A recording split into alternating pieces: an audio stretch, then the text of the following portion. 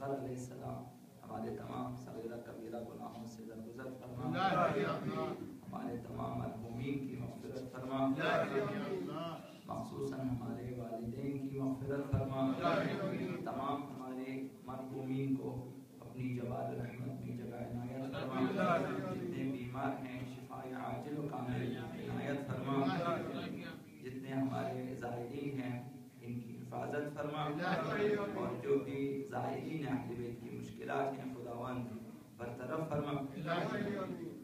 جب تک ہم زندہ رہیں راہ اہل بیت پہ صراط مستقیم پہ ایمان کے ساتھ اعمال صالحہ و اخلاق حسنہ کے ساتھ ثابت قدم رہنے کی توفیق عنایت فرما، ظہور آباء امام زمان علیہ السلام میں تمجید فرما، اور ہم سب کو ان کے اعوان و انصار میں سے بننے کی توفیق عنایت فرما۔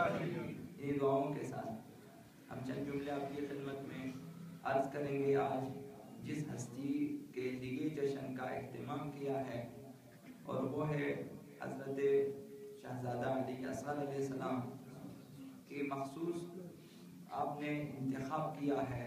غالباً 10 رجب المرجب ان کی ولادت کی تاریخ ہے، جیسا کہ باعتماد علماء نے اسی طرح بیان کیا ہے، اور اگرچہ آقا امام جواد علیہ السلام کی بھی ولادت ہے تو کل کی تاریخ میں انشاءاللہ کل ان کے سلسلے میں یہاں پہ محفل برگزار ہوگی، تو آج شہزادہ علی اصغر کے سلسلے میں عرض کرنا یہ ہے کہ چاہے شاعر ہوں، چاہے شعر خان، منقبت خان، مرثیہ خان، نوحہ خان، خطیب ہوں، جو بھی، ہمیں چاہیے کہ ہم اپنی پسند کو نہ دیکھیں، ہم اہل بیت کی پسند کو دیکھیں۔ شاعروں سے بھی گزارش ہے اور شعر خان حضرات اور مومنین سے بھی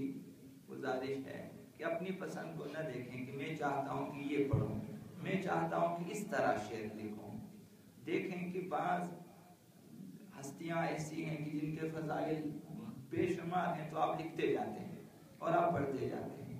بعض ہستیاں ہیں کہ ان کے بارے میں شعر کہنا ذرا مشکل ہے، تو ہمارے شعراء جو ہیں توجہ کم دیتے ہیں، اور مخصوصاً ہمارے جو علاقے کے شعراء ہیں وہ بھی توجہ کم دیتے ہیں بعض ہستیوں کے سلسلے میں۔ مثلا یہی حضرت علی اصغر علیہ السلام، اگرچہ اردو شعراء فارسی شعراء نے بہت زیادہ کلام لکھے ہیں، لیکن جو ہمارے مقامی شعراء ہیں یا ہمارے جو علاقائی ہیں وہ کم لکھتے ہیں یا نہیں لکھتے۔ اب آپ منقبت کی ساری کتابیں کھنگالیں، مثلا ایک منقبت حضرت علی اصغر کے بارے میں شاید آپ کو مشکل سے ملے ہمارے جو علاقائی جو ہیں، اور اردو میں بھی مثلا بہت زیادہ ہیں، قصیدے وغیرہ ہیں۔ تو جس ہستی کے لیے ہم برگزار کریں اسی ہستی کے بارے میں پڑھیں، اور واقعا پڑھنا چاہیے۔ اہل بیت کے خاندان میں آپ کسی کو بڑی ہستی کسی کو چھوٹی اس طرح سے شاید وہ تقسیم نہ کر سکے۔ تو شہزادہ علی اصغر علیہ السلام کے بارے میں بہت کچھ ہیں کہنے کے لیے، اگر کہنا چاہیں بہت کچھ ہیں۔ تو شاعر آ جائیں اس سلسلے میں سوچیں کہ مجھے حتماً مثلا اس 6 ماہہ کے بارے میں شعر کہنا ہے، تاکہ جس دن ان کی ولادت منائی جائے تو اس دن یہ اشعار پڑھے جائیں، منقبت مختلف اشعار۔ اسی طرح سے جو نعت خان ہیں، منقبت خان ہیں، انہیں بھی چاہیے کہ وہ اسی ہستی کے بارے میں تیاری کریں، پہلے سے تیاری کریں کہ آج یہ منقبت، چونکہ مثلا کل بھی مثلا حضرت آقا امام جواد علیہ السلام کی ولادت ہے، تو اگر ہم جو ہے اگرچہ آپ کسی بھی ہستی کے بارے میں قصیدے سنا سکتے ہیں، آپ نعت بھی پڑھ سکتے ہیں، سرکار دو عالم حضرت محمد مصطفیٰ لیکن اسی ہستی کو اگر ہم ہائی لائٹ کریں اور اسی ہستی کے بارے میں بیان کریں تو زیادہ مناسب ہے۔ حضرت معصومہ سلام اللہ علیہا کے بارے میں ہمارے مقامی افراد اور ہمارے جو علاقائی شعراء ہیں یا نہیں لکھتے اب ان کی ولادت یا شہادت کے دن مثلا نہ مرثیے ملتے ہیں، نہ ان کے لیے نوحے ملتے ہیں، یا پھر بہت کم ان کی ولادت کے دن مثلا ان کے لیے منقبت قصیدے، حالانکہ ان کے فضائل بے شمار ہیں، ان کے بارے میں کتابیں بہت ساری لکھی گئی ہیں، تو مطالعہ کر سکتے ہیں۔ اسی طرح تو لہٰذا یہ میری طرف سے جو ہے پہلی گزارش تھی کہ اسی ہستی کے بارے میں آج بھی مثلا اب آخر میں چند مصرے ہم نے سنے شہزادہ علی اصغر کے سلسلے میں، باقی اس سے پہلے شاید کسی نے جو ہے قصیدے ان کے بارے میں سنائے، تو پھر یہ ہستی تحت الشعاع قرار پائے گی، پھر ہماری نسلیں کم جانیں گی ان ہستیوں کے بارے میں، زیادہ سے زیادہ بیان کرنے کی ضرورت ہے۔ تو دہوں میں رجب المرجب کم سنترین یاور کرب بلائی اور بزرگترین حوائج اللہ، باب الحوائج اللہ ہستی ششماہ حضرت آقا عبداللہ حسین یعنی حضرت علی اصغر کی ولادت ہوئی، جو سن کے اعتبار سے کوچک ترین ہے، لیکن ان کا جو حماسہ ہے، ان کی جو جنگ ہے، ان کا جو رزم ہے، وہ بزرگترین رزم ہے، رزم کربلا میں، رزمائش کربلا میں بزرگترین ہے۔ عرض کروں گا کہ جو اثر لوگوں کے ذہنوں پہ حق و باطل کی جنگ کے اعتبار سے شہادت عظمائے حضرت علی اصغر نے چھوڑا ہے، وہ شاید کسی اور شہید نے اتنا اثر چھوڑا ہو، لہذا بزرگترین شہید ہیں کربلا میں، اگرچہ عمر کے اعتبار سے کوچک ترین۔ لہذا آج دولت سرائے آقا عبداللہ حسین میں نور برسا ہے، اور ایک اور زیبا معطر فرزند گلستان آقا عبداللہ حسین میں معطر زیبا ترین پھول کھلا ہے۔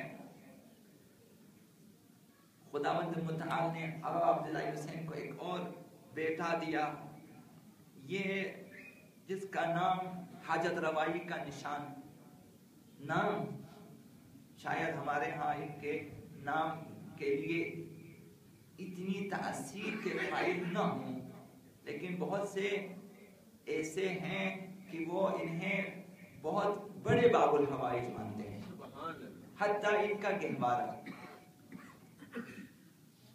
اور حتماً یقیناً مؤثر ہیں، البتہ اگر معرفت کے ساتھ۔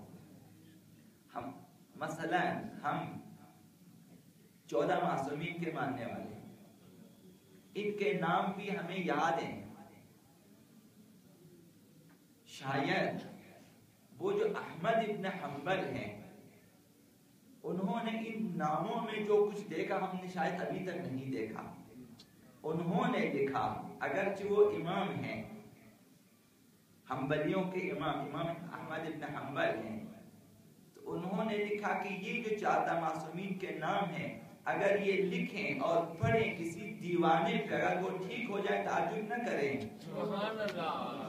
ان ناموں ہمارے لیے کوئی خاص تاثیر نہیں ہے، آپ پانی پہ دم کر کے پلا سکتے ہیں، ان ناموں کو پڑھیں، آقا امیر المؤمنین کے ناموں کو، آقا امام حسن سیدہ کائنات ناموں میں اس قدر تاثیر ہے، تو یہی تاثیر حتماً نام مبارک حضرت علی اصغر میں ہے، لیکن چاہیے کہ ہم اس معرفت تک پہنچیں۔ لہذا قبلہ حاجات ہیں حضرت علی اصغر۔ آقا عبداللہ حسین کو اپنے بابا علی مرتضیٰ سے بے حد عشق ہے، چونکہ وہ امیر المؤمنین ہیں، ولی خدا ہے، ان کے نام سے عشق ہے، تو اپنے ہر بیٹے کا نام علی رکھ لیتے ہیں، اس نوزاد کا نام بھی علی ہی رکھا، اس لیے اپنے اصغر بیٹے کا نام علی رکھا، جس طرح دوسرے بیٹوں کے نام علی اوسط، علی اصغر، علی اکبر، ایک بار پھر آقا عبداللہ ابن حسین نے عشق آقا امیر المؤمنین کی تصویر کشی کی کہ یہ عشق آقا امیر المؤمنین، محبت آقا امیر المؤمنین دوسروں سے زیادہ ہمارے دلوں میں ہے۔ آقا عبداللہ ابن حسین نے یہ ثابت کیا کہ صرف تم نہیں، ہم بھی محبت رکھتے ہیں آقا امیر المؤمنین سے اور ان کے نام سے۔ ہمارے لیے لمحہ فکریہ ہے، سوالیہ نشان ہے۔ آقا امیر المؤمنین کے نام نامی کو آقا عبداللہ ابن حسین نے اپنے ہر بیٹے کے لیے انتخاب کیا اور فرمایا کہ خدا نے اگر 100 بیٹے دیے تب بھی میں ہر ایک کا نام علی ہی رکھوں گا۔ ہمارے لیے ہے کہ ہم ناموں کا انتخاب کہاں سے کرتے ہیں، ہم کہاں جاتے ہیں ناموں کے انتخاب کے لیے۔ جو نام ہم انتخاب کرتے ہیں کہ کسی کا نہ ہو، مثلا ہم خود بنانا چاہتے ہیں، اور ابھی اس دور میں پتہ ہے کہ مغربی ناموں کا انتخاب ہوتا ہے، تو ان میں وہ تاثیر نہیں رہتی۔ ہمارے لیے کہ ہم دعویٰ رکھتے ہیں محبت آقا امیر المؤمنین کا، تو پھر ہمارے فرزندوں کے نام اگر اہل بیت کے ناموں میں سے نہ ہوں تو پھر سوالیہ نشان رہے گا۔ آقا عبداللہ ابن حسین نے فیصلہ کیا ہے کہ 100 بیٹے بھی ہوں، سب کے نام علی ہوں گے۔ اسی لیے اس نوزاد کا نام، جسے عبداللہ رضی بھی کہتے ہیں، نام علی ہی رکھا ہے۔ یہ مولود کربلائی ہے۔ 10 رجب کو آقا علی اصغر کی ولادت ہوئی، 28 کو اسی مہینے کے آقا عبداللہ ابن حسین روانہ ہوئے۔ یہ مولود کربلائی ہے، ششماہی عاشورائی۔ یہ آئے تھے قافلہ عشق میں شامل ہونے کے لیے، قافلے میں شامل ہوئے، آئے گہوارے میں، اور پھر آقا عبداللہ ابن حسین کے ساتھ چل دیے۔ ہم سفر کربلا ہونا چاہتے تھے، لہذا پیدا ہوئے اور کربلا کی طرف روانہ ہوئے۔ میلاد علی اصغر غریبانہ طریقے سے خوشیوں کو کنارے ڈال دیتا ہے اور اشکوں کو آنکھوں میں جاری کر دیتا ہے، اس لیے کہ آخر علی اصغر نے زندگی سے صرف پیاس اور شہادت کو، اس زندگی دنیاوی سے اور کچھ نہیں لیا۔ آقا علی اصغر آئے تھے شہادت کو آبرو بخشنے کے لیے، شہادت کی لاج رکھتی۔ ہر شہید کے بعد کربلا میں لوگ پھر بھی شک میں پڑ سکتے تھے کہ نہ معلوم یہ حق پر ہوں یا نہ ہوں۔ شہادت علی اصغر نے پھر یہ فیصلہ کیا، اب کسی کو بھی مومن ہو یا کافر شک نہیں رہے گا کہ کربلا میں قافلہ حسینی حق پہ نہ تھے۔ یہ ششماہا ہے، اسے شہید کیا ہے۔ اب یہ دنیا کے کسی بھی مکتب میں ایسا نہیں کہ معصوم بچے کو تیروں سے، وہ بھی خطرناک تیروں سے، ایسے تیر کی جس کی مثال اب کربلا میں دوسرے جنگوں میں بھی شاید نہیں ملتی۔ کربلا میں 3 تیر، ایک آقا عبداللہ ابن حسین کے لیے، آقا علی اصغر کے لیے۔ اب سب سے چھوٹی قربانی ہے حضرت علی اصغر کی، لیکن یہ قربانی بے مثال ہے کربلا میں، بلکہ تاریخ ہے، رزمائش اسلام میں بے نظیر قربانی ہے۔ لہذا علی اصغر کا نام عشق بازان کربلا کی صف اول کے شہداء میں درج ہے۔ علی اصغر چھوٹے تھے، مگر حق و باطل کی جنگ میں وہ کردار ادا کیا کہ اب قیامت تک کربلا کی جنگ کے بارے میں یہ شبہ پیدا ہو ہی نہیں سکتا کہ حق کس طرف تھا اور باطل پہ کون. اب یہ شک نہیں رہے گا. جس طرح دشمن کے شیطانی عقیدوں کو اور ارادوں کو حضرت علی اصغر نے برملا کیا ہے، شاید ہی کسی دوسرے شہید نے یہ کام کیا ہو. علی اصغر نے ثابت کیا کہ دیکھو دشمن کس قدر سنگ دل ہیں، کس قدر بے عاطفہ ہیں، کس قدر بے مہر ہیں اور کس قدر بے رحم ہیں کہ شیرخوار پر بھی رحم نہ کیا. غلطی سے کسی نے تیر نہیں چلایا ہے کربلا میں، سوچ سمجھ کے تیر چلایا ہے. سب سے بڑے سردار نے حکم دیا ہے کہ اقطع کلام المسلم، اور سب سے بڑے تیر انداز کو بلایا ہے. وہاں کوئی غفلت نہیں ہوئی کسی سے کہ ہم تو کسی مقتل نے نہیں لکھا، حتیٰ دشمنوں نے جو روایتیں لکھی نہیں لکھا کہ یہ آقا عبداللہ حسین کی طرف تیر چلانا چاہتے تھے غلطی سے علی اصغر کو لگانا. ایسا نہیں ہے، سوچ سمجھ کے چلایا ہے. لہذا اب ثابت کر دیا کہ دشمن اس قدر بے رحم ہے کہ شیرخوار کو بھی نہیں بخشتے. تو کیا تم کہہ سکتے ہو کہ ایسے لوگ بھی حق پر ہو سکتے ہیں؟ تاریخ نے جواب نہیں دے گی، زمانہ اب جواب نہیں دے سکے گا. تو سب سے بڑا کردار علی اصغر کا یہ ہے.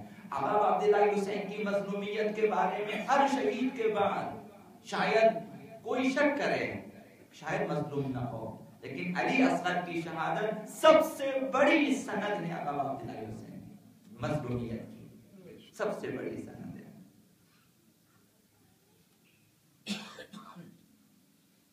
علی اصغر یعنی کربلا کا روشن ترین چہرہ، مظلومیت کی سب سے بڑی سند، معتبر ترین زاویہ شہادت. اس شہید نے تلوار نہیں چلائی، اس شہید نے کوئی تیر نہیں پھینکا، اس شہید نے کسی سے کلام بھی نہیں کیا، اس نے کوئی حرکت نہیں کی، لیکن یہ شہید ہوا. تو معتبر ترین زاویہ شہادت. حضرت علی اکبر کے بارے میں کہہ سکتے ہیں کہ وہ لڑنے آئے تھے، حضرت عباس کے بارے میں کہہ سکتے ہیں وہ لڑنے آئے تھے ہمارے پاس، مگر علی اصغر کے بارے میں اس نے کچھ بھی نہ کیا تھا، کچھ نہیں کہا تھا. اس نے صرف اپنی زبان دکھا دی تھی یہ بتانے کے لیے کہ میں پیاسا ہوں. تو نے پانی نہ دیا، تیر کیوں پھینکا، ذبح کیوں کیا؟ تاریخ شہادت نے ایسی سنگین شہادت شاید نہ دیکھی ہو. وہ باب الحوائج ہیں، اگرچہ شیرخوار تھے مگر اللہ کے ہاں ان کا مقام بہت بلند ہے. علی اصغر کی ماں حضرت رباب دختر امرؤ القیس، جو حضرت سکینہ علیہ السلام کی بھی ماں ہے، اہل علم، اہل فصاحت، اہل بلاغت. حضرت سید محسن امین فرماتے ہیں کہ کتاب الاغانی میں حشام سے نقل ہوا ہے کہ رباب، حضرت رباب علیہ السلام عورتوں میں زیبائی، ادب اور عقل کے لحاظ سے بہترین خاتون تھی. شیخ مفید نے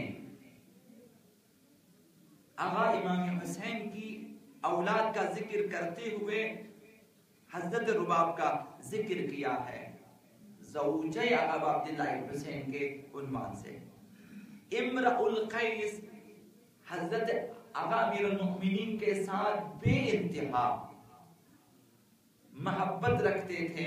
یہ تاریخ نے لکھا، اس لیے اپنی ایک بیٹی کی شادی آقا امیر المؤمنین سے کی، اپنی ایک بیٹی کی شادی حضرت آقا امام حسن سے کی، اور اپنی تیسری بیٹی کی شادی حضرت آقا امام حسین سے کی. محبت علی کا ثبوت اس طرح سے دیا انہوں نے. اگرچہ یہ بعد میں مسلمان ہوئے دوسرے خلیفے کے دور میں مسلمان ہوئے ان کے آباء و اجداد، لیکن محبت آقا امیر المؤمنین نے انہیں اس مقام پہ لایا۔ آقا امام حسین حضرت رباب علیہ السلام سے بہت زیادہ محبت کرتے تھے، تو آقا امام حسین نے کافی اشعار کہے ہیں ان کی شان میں۔ یعنی یہ ماں کوئی ایسی ماں نہ تھی کہ آپ کہیں کہ ان کے تذکرے بہت زیادہ ہیں۔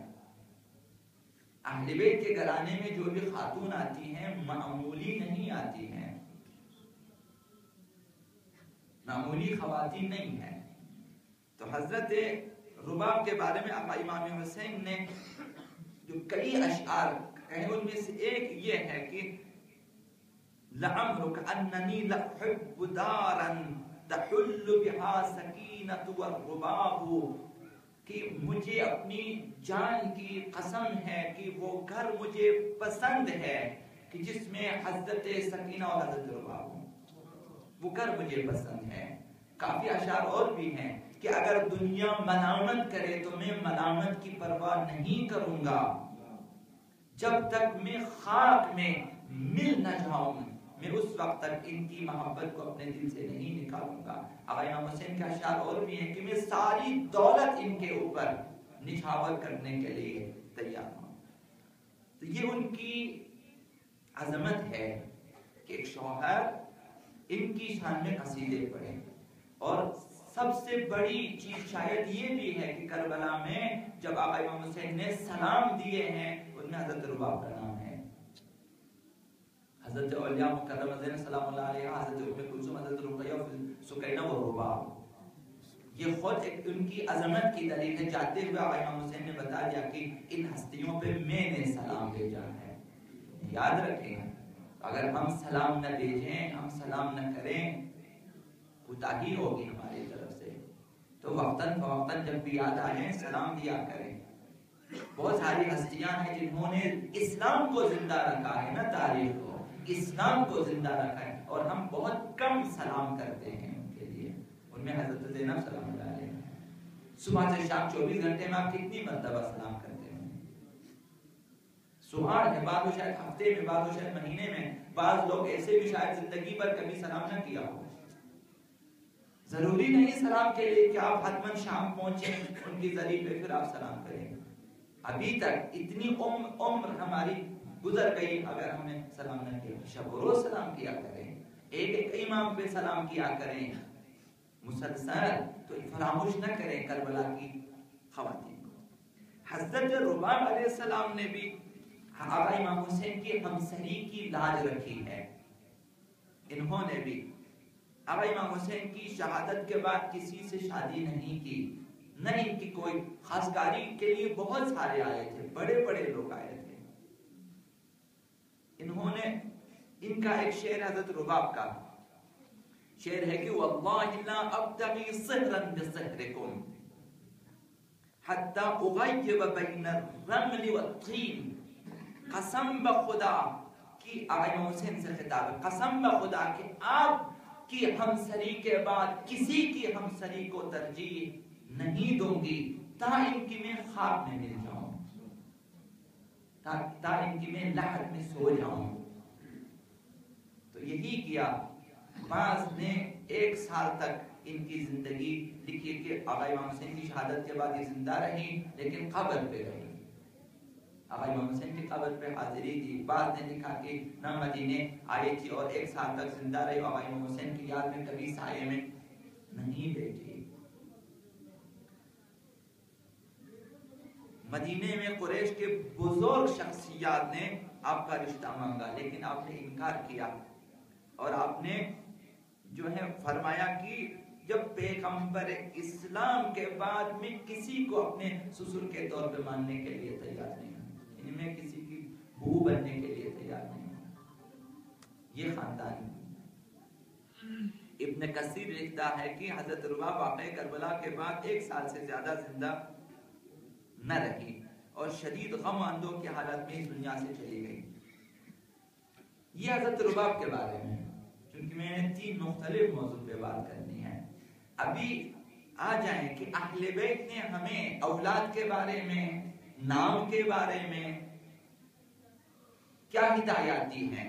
حضرت آقا رسول خدا صلی اللہ علیہ وسلم نے ارشاد فرمایا. اب بعض لوگ ایسے ہیں کہ جو شادی کرنا پسند نہیں کرتے، بعض لوگ ہیں شادی کرتے ہیں بچے پسند نہیں کرتے، ہم نہیں چاہتے بچے ہمارے گھر میں. تو ان کے لیے پیغمبر صاحب نے فرمایا بیت لا صبیان فیہ لا برکت فیہ، جس گھر میں بچے نہ ہوں وہ گھر بے برکت ہے، وہ گھر نامبارک ہے جس گھر میں بچے نہ ہوں. اپنے گھروں میں کوشش کریں کہ بچے ہوں. بچوں پہ پابندی دشمن کی منصوبہ بندی تھی، کل بھی اور آج بھی ہے کہ بچے کب پیدا کریں. جس نے بولا اب تحقیق کرتے کرتے جائیں، کسی نبی نے یا امام نے نہیں کہا ہے. یہ یورپ سے یہ نعرہ چلا تھا، بعض یورپین نے بھی عمل کیا اس پر اور پچھتا گئے. پھر اسلامی ممالک نے اس پہ عمل کرنا شروع کر دیا، پچھتا گئے. اب ہماری آبادی ان سالوں میں کافی حد تک کم کر دی اس پالیسی نے، اس غلط پالیسی نے. خداوند متعال نے فرمایا ان ارضی واسعۃ فتہاجروا فیہا، میری زمین بہت وسیع ہے، آپ بچے پیدا نہ گھبرائیں کہ میں کہاں بٹھا دوں. خداوند متعال پہ بھروسہ ہے تو آپ بچے پیدا کریں جس حد تک آپ سنبھال سکتے ہیں. خداوند متعال نے پیغمبر اسلام نے ہمیں حتی مثنی و ثلاث و رباع تک کہا ہے کہ 2 3 4 تک شادیاں کر لیں آپ، نہ کہ ایک ساتھ آپ مسلسل مثلا ایک بیوی فوت ہے دوسری شادی کریں. آپ ڈسہارڈ ہو کے نہ بیٹھ جائیں، دوسری اگر اہلیہ مثلا کسی طرح سے یا طلاق لے لیں یا مثلا فوت ہو جائے تیسری شادی کریں. مطلب ہمیشہ یہ نہیں ہوتا کہ آپ ہمیشہ ایک ساتھ 4 بیویاں رکھیں، مثلا 4 تک حوصلے رکھیں، شادی کریں، بچے پیدا کریں. اہل بیت ارحام نے کتنی شادیاں کی؟ تمام اہل بیت کی مثلا شاید 1 سے زیادہ بیویاں ہیں. آقا امیر المؤمنین نے کیا کیا؟ سیدہ کائنات کی رحلت کے بعد پھر مثلا شادی کی، کنیزوں سے شادی کی اور آزاد عورتوں سے شادی کی. بچے اہل بیت نے کم پیدا نہیں کیے. یہ سیرت اہل بیت ہے کہ صرف اس سیرت ہم عمل نہیں کرتے، باقی سیرتوں پر عمل کرتے ہیں. یعنی یہ اہل بیت کی سیرت نہیں ہے، سیرت اہل بیت حجت ہے. جب حجت ہے تو عمل کریں، جو بھی کر سکتے ہیں اپنی حیثیت اور توان کے مطابق. خدا پہ بھروسہ رکھیں. پیغمبر اسلام نے یہ باتیں بارہا رسولی ہیں، ان کنتم فقراء یغنیہم اللہ من فضلہ، ان کانوا فقراء، اگر وہ لوگ فقیر ہیں خداوند شادی کی وجہ سے انہیں امیر بنا دے گا. بعض لوگ بچے پسند نہیں کرتے. حضرت آقا رسول خدا صلی اللہ علیہ وسلم نے ارشاد فرمایا یہ لڑکیوں کے بارے میں کہ گھروں میں اگر بیٹیاں پیدا ہو جائیں، فرمایا کہ البنات ہن مشفقات مجہزات مبارکات، بیٹیاں دلسوز ہوتی ہیں، مددگار ہوتی ہیں، بابرکت ہوتی ہیں. پیغمبر اسلام کی حدیث سنی ہے آپ نے یا دیکھی ہوگی پڑھی ہوگی کہ جس گھر میں بیٹی نہ ہو سمجھو اس گھر میں اولاد ہی نہیں ہے. پیغمبر اسلام نے فرمایا من کانت لہو ابنۃ واحدہ، جس کے پاس ایک بیٹی ہو، جس کے ہاں ایک بیٹی ہو، جعلہ اللہ لہ سترا من النار، خداوند اس بیٹی کو اس کے اور جہنم کے درمیان ڈال اور پردہ حجاب بنا دے. یہ اس بیٹی کی وجہ سے وہ باپ شکر کریں کہ ایک بیٹی ہے جس کی وجہ سے مجھے خدا نے جہنم سے دور کر دیا. وہ بیٹی باپ اور جہنم کے درمیان حجاب بن جاتی ہے. پیغمبر صاحب نے فرمایا ومن كانت عنده ابنتان، اگر کسی کے گھر میں 2 بیٹیاں پیدا ہو جائیں، 2 بیٹیاں ہوں، ادخل الجنہ بہما، خداوند ان دونوں بیٹیوں کی دیکھ بھال اور تربیت کے سبب اس باپ کو جنت میں داخل کر دے گا. ومن كانت عنده 3 بنات، اگر کسی کے گھر میں 3 بیٹیاں ہوں، او مثلهن من الاخوات، یا پھر اگر بیٹیاں زیادہ نہ ہوں 3 بہنیں ہوں، مرکب بھی ہو سکتی ہیں. 2 بیٹیاں ہیں 1 بہن ہے، یہ بھی 3 ہو جائیں گی. ایک بیٹی ہے مثلا 2 بہنیں ہیں، یہ بھی مثلا 3 ہو جائے گی. پیغمبر صلی اللہ علیہ وسلم فرمایا یا 3 بیٹیاں ہیں یا اسی طرح 3 بہنیں ہیں. وضع عنه الجہاد والصدقہ، خداوند اس قدر اس شخص کو چھوٹ دے دیتا ہے کہ جہاد اور صدقہ معاف کر دیتا ہے. حتیٰ اگر نادار ہیں خداوند زکوٰۃ معاف کر دیتا ہے، صدقہ زکوٰۃ معاف کر دیتا ہے، جہاد معاف کر دیتا ہے. تمہارے گھر میں 3 بیٹیاں ان کی دیکھ بھال کرو، جہاد پہ مت جاؤ.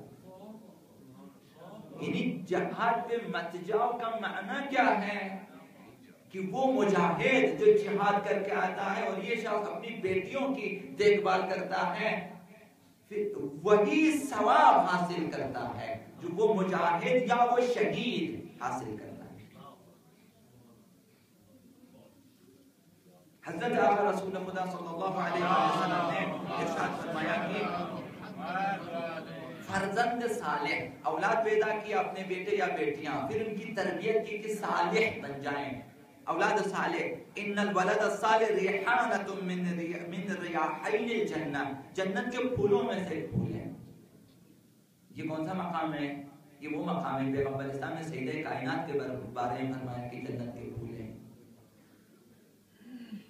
اگر یہ چھوٹا مقام ہوتا، پیغمبر اسلام سیدہ کائنات کے لیے میں جنت کی خوشبو سونگھ لیتا ہوں، تو اگر فرزند صالح ہیں تو وہ جنت کے. آقا امام باقر علیہ السلام نے ارشاد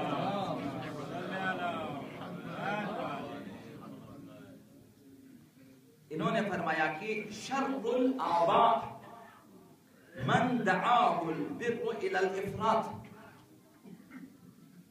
فرمایا کہ بدترین باپ وہ ہیں جو نیکی میں اعتدال سے خارج ہو جائے. یہ جب آپ نیکی میں، اولاد کے ساتھ سلوک میں، آپ محبت میں، پیار میں حد سے گزر جائیں تو اولاد بگڑ جاتی ہے. تو وہ اس ماں باپ کی کوئی فضیلت نہیں ہے جو بیٹے کو بگاڑ دے، بیٹیوں کو بگاڑ دے. جو چاہے لائیں، جو چاہے کھلائیں، جو چاہے کھیلنے دیں. آپ لہذا تربیت مہم ہے، ولد صالح ہونی چاہیے. وشر الابناء، پانچویں معنی فرمایا اور بدترین فرزند وہ ہیں من دعاه التقصیر الى العقوق، جو کوتاہی کی وجہ سے عاق ہو جائیں. باپ اگر حد اعتدال سے گزر جائیں، زیادہ لاڈ پیار دیں اور بگاڑ دیں، بدترین ماں باپ ہیں.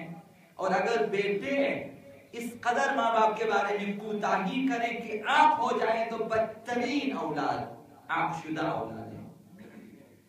آپ یعنی نافرمان. اگر والدین یہ تصور کریں کہ یہ میرا یہ فرزند نافرمان ہو چکا ہے، یعنی یہ عاق ہے، اب عاق والدین جنت کی خوشبو بھی نہیں سونگھ سکتے. حضرت آقا رسول خدا صلی اللہ علیہ وسلم نے ارشاد فرمایا ادبوا اولادکم، اپنی اولاد کو ادب سکھاؤ. فی بطون امہاتکم، اپنی ماؤں کے پیٹ میں، جب بچے ماؤں کے شکم میں ہوں وہاں ادب سکھاؤ. قیل وکیف ذلک یا رسول اللہ، سوال کیا کہ ماؤں کے شکم میں بچوں کی کیسے تربیت کریں، کیسے ہم انہیں ادب سکھائیں. پیغمبر صاحب نے فرمایا فقال باطعامہم الحلال، ماؤں کو حلال غذا کھلائیں. ہم کیا کرتے ہیں؟ ہم ڈاکٹر کے پاس جاتے ہیں، رجوع کرتے ہیں، وہ ہمیں مختلف غذائیں تجویز کرتے ہیں کہ چیزیں خریدیں. اور بہت ساری چیزیں جو بچوں کو آپ کھلاتے ہیں کہ یہودی کمپنیوں نے تیار کیا ہے اور جانتے ہیں کہ ان میں حرام مواد زیادہ شامل ہیں. تو لہذا دیکھیں کہ آپ کیا کھلاتے ہیں ماؤں کو. ماں جو غذا کھائے گی بچوں پہ اس کا اثر ہوگا. لہذا حلال غذا کا کھانا، حلال روزی کا کھانا بہت مہم ہے. مختلف لوگ ہوتے ہیں، بعض لوگ حلال کے نام پر حرام کھاتے ہیں. یہ ایک بچے نے انشاء لکھا، اب اسکول میں انشاء لکھتے ہیں، جب آپ بچے سے کہتے ہیں پیراگراف لکھیں کسی بھی موضوع پہ، وہ انشاء کہلاتا ہے، انشاء لکھتا ہے. ایک بچے نے انشاء لکھا حلال روزی کے بارے میں. بچے من کے سچے ہوتے ہیں. اس نے لکھ دیا، کہا کہ حلال روزی بہت اچھی چیز ہے، میں حلال روزی کو پسند کرتا ہوں. یہ بچے کا مضمون ہے اور انشاء ہے. کہا کہ ہمیں چاہیے کہ ہم حلال روزی کی تلاش میں رہیں. یہ فرضی نام ہے. مثلا مشتی علی، مثلا جو مشہدی ہوتے ہیں، کربلائی ہوتے ہیں، مشتی علی کہتے ہیں. مثلا مشتی علی وہ ہمیشہ صبح وقت پر، صحیح وقت پر، ہمیشہ صحیح وقت پر پانی اور دکان کا بل ادا کرتا ہے، تاکہ دودھ میں جو پانی ملایا جاتا ہے وہ حلال ہو. عرض کیا کہ بعض لوگ حلال کے نام پہ حرام کھاتے ہیں. بچے نے اپنی طرف سے لکھا کہ یہ بل ادا کرتا ہے تاکہ دودھ میں جو پانی ملاتا ہے تاکہ وہ حلال ہو جائے، اور جو دہی بنا دیتا ہے وہ حلال ہو جائے. وہ لکھتا ہے کہ مشتی علی کہتا ہے کہ انسان کو چاہیے کہ اپنے بچوں کو حلال غذا کھلائیں، تاکہ کل جب قبر کی خاک پہ سر رکھیں، اس کی عمر تمام ہو تو اس کے پیٹھ پیچھے بری باتیں نہ کریں.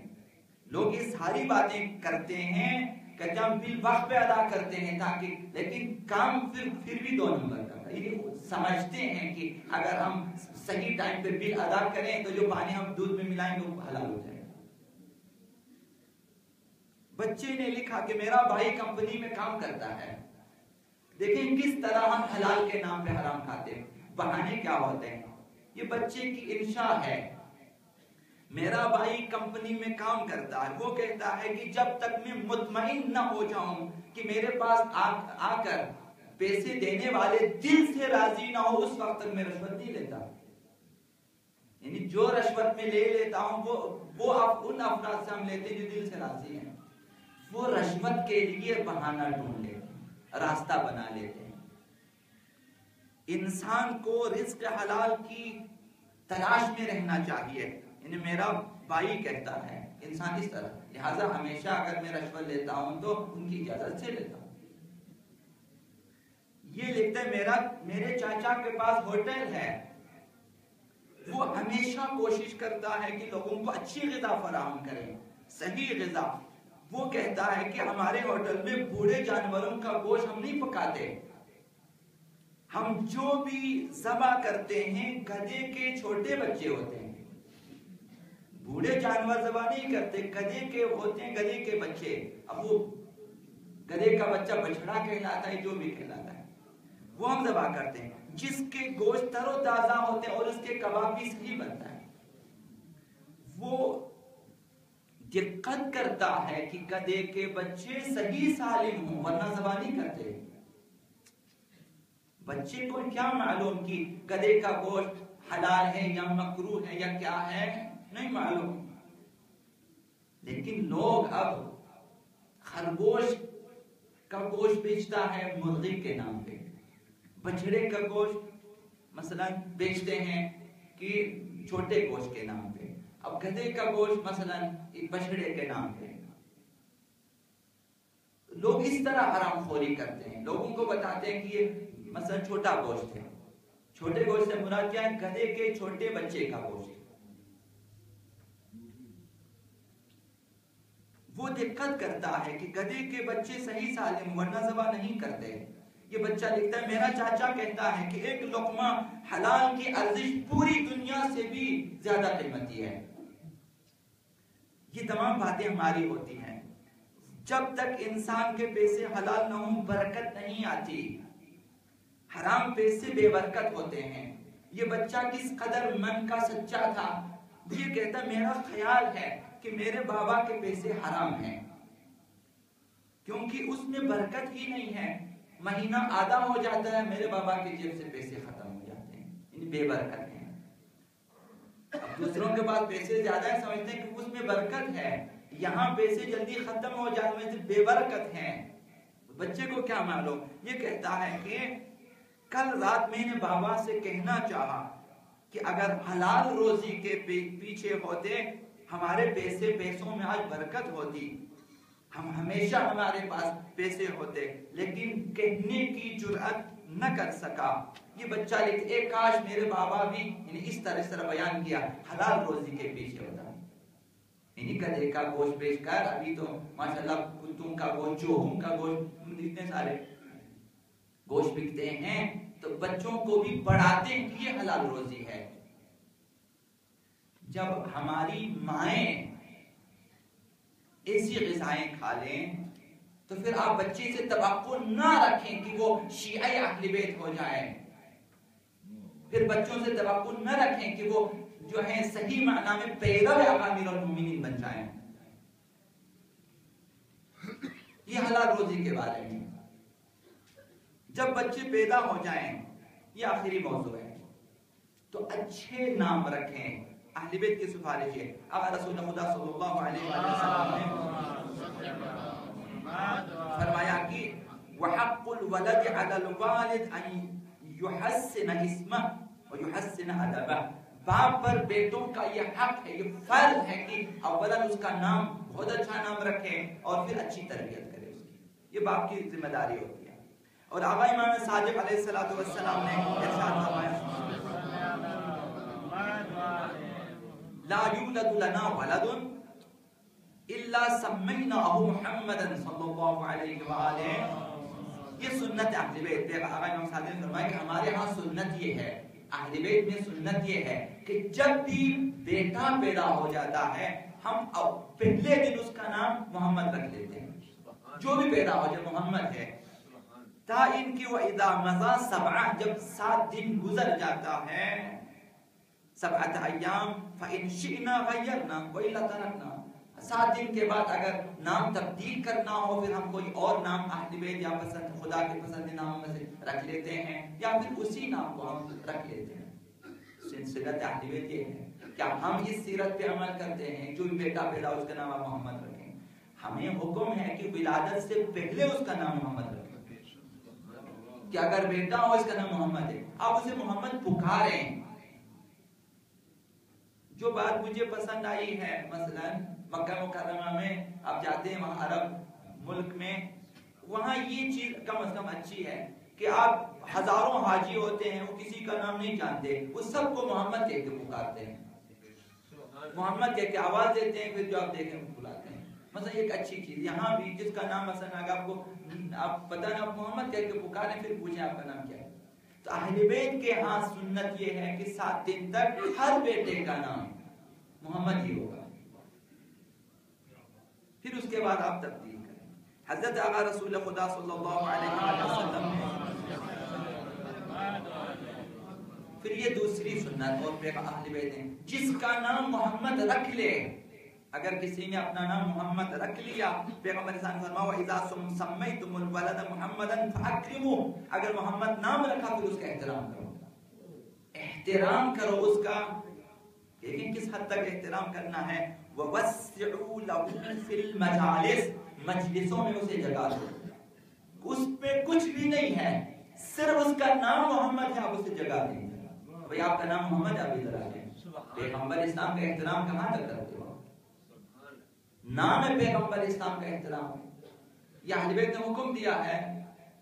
پیغمبر اسلام نے فرمایا خود پیغمبر نے کہ جب نام محمد رکھا مجلس میں جگہ دے دو اسے. آپ نے دیکھا کہ اس کا نام محمد ہے اسے بلائیں, اپنے پاس جگہ دیں, جو اچھی جگہ ہے وہ دیں مجلس میں. وَلَا تُقَبِّحُ لَهُ وَجْهًا, ترشروئی بھی نہ کرے اس کے سامنے. یعنی ایک ایسا شخص آیا جس کا نام محمد ہے, آپ ناک نہیں چڑھا سکتے. اہل بیت نے منع کیا اس کے سامنے خوشروئی سے پیش آ جائیں, ترشروئی نہ ہو. یہ ناموں کا. لیکن آقا اب عبداللہ الحسین نے ایک اور کام کیا کہ اپنے تمام بیٹوں کے نام علی رکھ لیے, جبکہ یہ حدیثیں آپ کی خدمت میں بیان کی. تو وجہ کیا ہے؟ والی شام میں معاویہ نے مروان بن حکم کو مدینے کا گورنر قرار دیا اور حکم دیا کہ قریش کے جوانوں کے لیے کچھ وظیفے سیاسی ہیں, یہ وظیفے جس طرح انتخابات کے نزدیک یہاں بھی بہت سارے وظیفے چلتے ہیں کہ ووٹ لینا ہوتا ہے, تو وہاں بھی کہا کہ قریش کے جوانوں کا مثلا انہیں اپنی طرف راغب کرنے کے لیے انہیں وظیفے مقرر کرے. تو لہٰذا قریش کے جوان گئے. امام سجاد علیہ السلام فرماتے میں بھی گیا کہ دیکھو یہ کیا کرتا ہے. گیا, کہا, پوچھا آپ کا نام کیا ہے؟ میں نے کہا علی. کہا آپ کے بھائیوں کے نام؟ کہا علی. اس پر معاویہ نے کہا کہ فقال علی و علی, یہ کیا علی علی کا رٹ لگایا ہوا ہے؟ ما یرید ابو, آپ کے بابا کا ارادہ کیا ہے؟ یدع احدا من ولد الا سماه علیا, کیا ہر بیٹے کا نام علی رکھنا چاہتے ہیں؟ تنقید بھی ہے اس میں, اعتراض بھی ہے اسی میں, تعجب بھی ہے اسی جملے میں. انہیں خود بھی کہتا ہے کہ علی علی علی کیا ہے. تو آپ امام سجاد فرماتے میں آیا گھر اور آ کر اپنے بابا سے کہا, اب عبداللہ حسین سے. تو انہوں نے فرمایا کہ ویلی علی ابن الزرقاء دباغۃ الادم, یہ خاص نام ہے ان کے لیے. عبداللہ حسین نے فرمایا کہ افسوس ہے اس شخص پر کہ جو نیلی آنکھوں والی چمڑے کو رنگنے والی کی اولاد. تعجب ہے کہ میرے بیٹوں کے نام علی رکھنے پر اعتراض کرتا ہے. فرمایا لو ولد لی مئۃ لا احببت ان لا اسمی احدا منهم الا علیا, اگر خدا 100 بیٹے بھی دے دیں میں پسند کرتا ہوں ہر ایک کا نام علی ہو. پھر اپنی طرف دیکھیں سنانا آسان ہے لیکن عملی طور پر خود کیا کرتے ہیں یہ مہم ہے. جی ہاں, دشمنان اہل بیت نے وہ چاہتے تھے کہ نام علی کو لوگوں کے ذہنوں سے نکالیں. آپ کو پتہ ہے 100 سال تک علی نام رکھنا جرم تھا, حسن حسین نام رکھنا جرم تھا, فاطمہ نام رکھنا جرم تھا. 100 سال تک. اگر عبداللہ حسین نے کیوں اس نام کا انتخاب کیا؟ اس وجہ سے خدا امیر المؤمنین بھی دوسروں کا نام علی رکھ لیتے تھے. دشمنوں نے چاہا کہ لوگوں کے ذہنوں سے علی کے نام کو فراموش کر دیں, لیکن فرزندان علی کی کوشش تھی کہ ناموں کو دلوں میں عاشقانہ پروان چڑھائیں, عشق و محبت کے ساتھ پروان چڑھائیں. اسی لیے آقا امام حسین نے نام علی کو اپنے فرزندوں کے لیے انتخاب کیا تاکہ دشمنوں کی آنکھوں میں یہ کانٹے چھپتے رہیں. آج ماشاءاللہ پیغمبر اسلام کے نام کے بعد دنیا میں سب سے زیادہ چلنے والا نام علی ہے. اور خواتین میں 2 دن پہلے کی بات ہے, 2 دن پہلے کی خواتین میں سب سے محبوب ترین نام فاطمہ ہے. حتی عرب میں, حتی مغرب میں جو مسلمان ہو جاتی ہیں خواتین اپنا نام فاطمہ رکھ دیتی ہیں, انہیں محبوب ترین نام. یہ اہل بیت کے ناموں کی تاثیر ہے. آپ کو پتہ ہے کہ بعض نے مجھے بتایا کہ حضرت مبلغ اعظم سے پوچھا کہ مثلا شیعہ ہونے کا راز کیا ہے. مبلغ اعظم شیعہ, ہاں کہ میں نے ناموں میں دقت کی ہے, ان کے ناموں کو دیکھا کوئی بھی اچھا نام نظر نہیں آیا مجھے. آپ خود ابھی بھی دیکھیں اور چیک کریں سارے نام. بانیان ثقیفہ سے لے کر آخر تک خلفائے بنی عباس تک تمام بنی امیہ کے مثلا سارے خلفاء کے نام آپ چیک کریں, آپ کو شاید ہی اہل بیت کے ناموں کی طرح کوئی نام پسندیدہ الہی خدائی نام نہ ملے. بہرحال انہوں نے اس طرح سے کہا کہ ناموں کی وجہ سے یہ نام دلالت کرتا ہے. اگر ایک شخص اپنا نام مثلا کتا رکھیں تو ضرور اسے کتے کی خصوصیات پسند ہیں. اگر اپنا نام مثلا آپ دیکھیں گے وہاں بش نام رکھتے ہیں, وہاں انہیں پسند ہے. بل نام رکھتے ہیں, اب وہ کتوں میں سے شباہت ہے. بہرحال کتوں کی پرستش ہوتی ہے مغرب میں, البتہ ایک خاص طریقے سے وہ لوگ نام رکھتے ہیں, پسندیدہ ہیں. تو آپ نے پوچھا کبھی کسی سے کہ طلحہ کیوں نام رکھا ہے, امیہ کیوں نام رکھا گیا ہے؟ تو ان سب کے معانی حتیٰ کوئی مثبت معنی نہیں ہے, ان میں عجیب غریب معانی بنتے ہیں. تو اہل بیت کے ناموں کی تاثیر ہوتی ہے. فرزندان آقا امیر المومنین چاہا کہ علی نام کو زندہ رکھیں, عاشقانہ پروان چڑھائیں. آقا امام حسین نے کوشش کی. آقا امیر المومنین کو خبر دی گئی کہ عبداللہ ابن عباس کہ ہاں بیٹا ہوا ہے. آقا امیر المومنین چلے گئے مبارکباد دینے کے لیے. پوچھا کہ بیٹا ہوا ہے, کیا نام رکھا ہے؟ عبداللہ ابن عباس نے کہا کہ میں آپ سے پہلے نام رکھنے کی جسارت نہیں کروں گا. آقا امیر المومنین نے مبارکباد دی اور کہا کہ میں نے اس کا نام علی رکھا ہے اور کنیت ابو الحسن رکھا ہے. آقا نے اپنا نام اور اپنی کنیت دونوں دی. یہ معمولی بات نہیں ہوتی کہ اگر آپ امام امیر المومنین آ جائیں اور اپنا نام بھی دیں, کسی کو اپنی کنیت بھی دیں. لیکن جب ایک دور آیا, برسر اقتدار آیا, والی شام اسی نے جب سنا کہ آقا نے اس طرح نام والی شام عبداللہ ابن عباس کو بلایا, کہا کہ تمہیں حق نہیں پہنچتا کہ اپنے بیٹوں کے نام علی اور کنیت ابو الحسن رکھیں. میں نے تمہارے اس بیٹے کی کنیت تبدیل کرتا ہوں, اس کا نام ابا, اس کی کنیت ابا محمد رکھتا ہوں. ابو الحسن کو تبدیل کیا. جان بوجھ کر دشمنی اہل بیت اس طرح سے. اب حلیت الاولیاء میں آیا ہے کہ جعفر بن سلیمان نے کہا کہ علی بن عبداللہ ابن عباس, یہی جو عبداللہ ابن عباس کا بیٹا علی جس کا نام انہوں نے علی رکھا, اس کی کنیت ابو الحسن تھی. جب خلیفہ عبد الملک بن مروان خلیفہ ہوا تو اس نے کہا کہ اپنا نام اور اپنی کنیت تبدیل کر دو. تاریخ میں کیا ہوا تھا؟ اہل بیت کی مظلومیت کی ایک داستان اس طرح سے, اس قسم کی داستان ہے. عبد الملک ابن مروان نے اسی علی ابن عبداللہ ابن عباس سے کہا کہ اپنا نام اور اپنی کنیت تبدیل کر دو. اس پر علی نے کہا کہ نام تبدیل نہیں ہوگا, کنیت تم ابو محمد کہہ سکتے ہو مجھے, لیکن نام میرا علی ہی ہوگا. جرأت چاہیے کہ خلیفہ ایک بادشاہ کے پاس جا کر اس طرح سے جواب دیں. یہ شاید علی کے کلمات کی تاثیر تھی کہ علی نے اس کا نام علی رکھا, ورنہ شاید اس میں یہ جرأت پیدا نہ ہوتی. بہرحال آخری بات یہ ہے, آخری بات کہ دشمنوں نے اپنی دشمنی میں کسر نہیں چھوڑی. آپ کے فضائل کے مقابلے میں احادیث گھڑی تو دشمنوں نے بے انتہا. بنی امیہ کے دور میں ممبروں سے آقا امیر المؤمنین پر اور ان کی اولاد پر لعن کا سلسلہ جاری کیا. 100 سال, ایک صدی کم ہے, ایک صدی تصور کیا, ایک صدی میں کتنی نسلیں پروان چڑھتی ہیں. لعن کیا گیا, دشمنوں نے کسر نہیں چھوڑی. اور اہل بیت کے مداحوں کو, علی کے مداحوں کو نہ صرف ڈرایا دھمکایا بلکہ انہیں جیل خانوں میں بھیجا, قتل کیا.